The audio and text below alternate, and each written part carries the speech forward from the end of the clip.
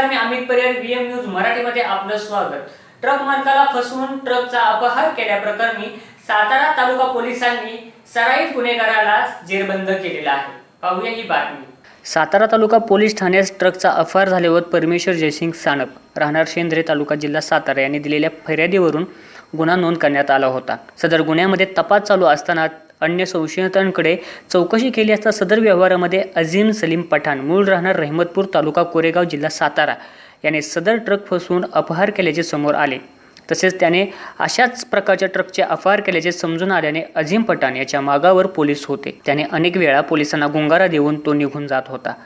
काल रोजी वाडेफाटा येथे एका 4 चाकी वाहनातून तो येणार असल्याची माहिती सातारा पोलिसांना लागली होती. तेव्हा सातारा तालुका DP पथकाने सदर ठिकाणी सापळा रचला होता. तो आल्याबाबत खात्रीशीर माहिती मिळाल्यावर त्याच्या वाहनाचा पाठलाग करून त्याच्या वाहनास वाहन आडवे लावून थांबवण्याचा प्रयत्न केला असता वाहन न थांबवता तो अत्यंत भरधाव वेगाने वाहन पळवून जात असताना DP पथकाच्या वाहनाने थरारकरित्या पाठलाग करून त्याचे वाहन थांबवून त्यास ताब्यात घेऊन पोलीस ठाण्यात आणले.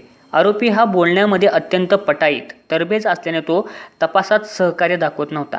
त्यानंतर त्याच्यावर पोलिसांनी प्रश्नांचा भडीमार करून त्याला बोलता केला व त्याने सदर गुन्ह्याची कबुली देऊन असेच प्रकार इतर ठिकाणी केल्याचे सांगितले. तसेच एक अर्धवट नंबरचा ट्रक आरोपीकडे असल्याने तो ताब्यात घेऊन त्याबाबत अधिक तपास चालू आहे.